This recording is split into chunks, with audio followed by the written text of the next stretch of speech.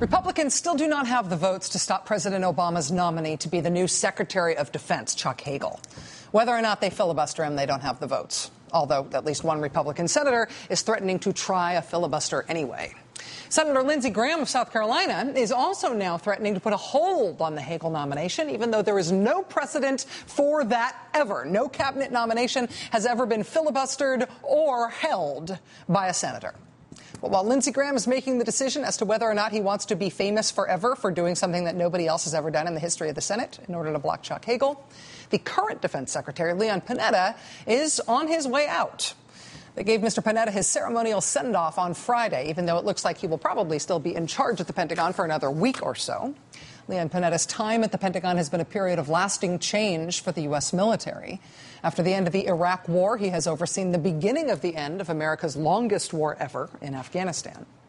The Clinton-era policy of don't ask, don't tell ended under Leon Panetta's watch, at his recommendation that the nation allow openly gay people to be part of the military.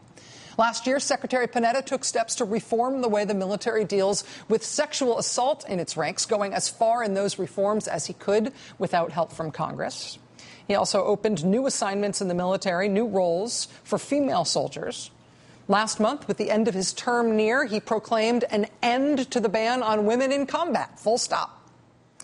Well, today, in a new memo, the outgoing Defense Secretary, Leon Panetta, made another historic change, saying that discrimination based on sexual orientation no longer has a place in the military. Secretary Panetta ordered that gay service members and their families be eligible for as many of the benefits that other families get as is possible under the law. Benefits like being able to shop at stores on a military base. Benefits like getting assigned to the same place if your spouse is also in the military. Things like visiting your spouse in the hospital or being notified in the case of the very worst news. Those steps are as far as Leon Panetta can go under current law. And this is remarkable. Look at this. This is from the memo today. He writes, quote, in the event that the Defense of Marriage Act is no longer applicable to the Department of Defense, it will be the policy of the department to construe the words spouse and marriage without regard to sexual orientation. And married couples, irrespective of sexual orientation, and their dependents will be granted full military benefits. It's remarkable, right? It's Leon Panetta saying that today's list of 40 or so new benefits for equal treatment for gay soldiers and their families is as far as the military can take this equality thing right now, but that the military would like to go the rest of the way as well. They would like to equalize all benefits. The reason they can't go further is a law called the Defense of Marriage Act, signed into law by President Clinton, and President Clinton now disavows it. To some extent, the question of whether or not the military is going to be as equal as it wants to be then depends on the U.S. Supreme Court. The Supreme Court's going to hear challenges to the Defense of Marriage Act next month. The question also depends on Congress, and that's because the Obama administration has decided to not defend that law. The Obama administration says they believe that DOMA is unconstitutional. They will not defend it. It is House Republicans specifically who are defending that law in court at the direction of Republican Speaker John Boehner, using your tax dollars. This is Chief Warrant Officer Charlie Morgan, a member of the New Hampshire National Guard. After serving for the better part of 2 decades, after deploying overseas, after leaving behind her partner and their young daughter for a year while she served in Kuwait, Chief Warrant Officer Charlie Morgan asked for a meeting with Speaker John Boehner. She told the Speaker that she had stage 4 breast cancer, inoperable. She told him that her own father had served in the Army and was killed in a car wreck in an accident as he was getting ready for deployment in Vietnam when she was just a little kid. Officer Morgan writing, quote, my mom and I received VA and Social Security benefits as a result of his death. Those benefits put a roof over our head, food in our bellies, and clothes on our backs. She wanted to make the case to John Boehner that her family now, as she faced death, should qualify for the same treatment, honoring her service.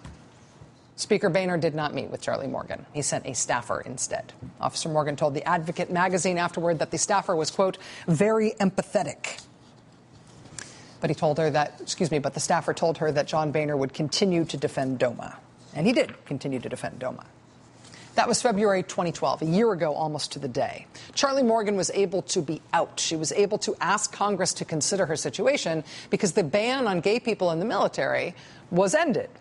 This video was made by a project called Legal Stranger, because that is how the law still views troops like Charlie Morgan and, specifically, her family, her wife.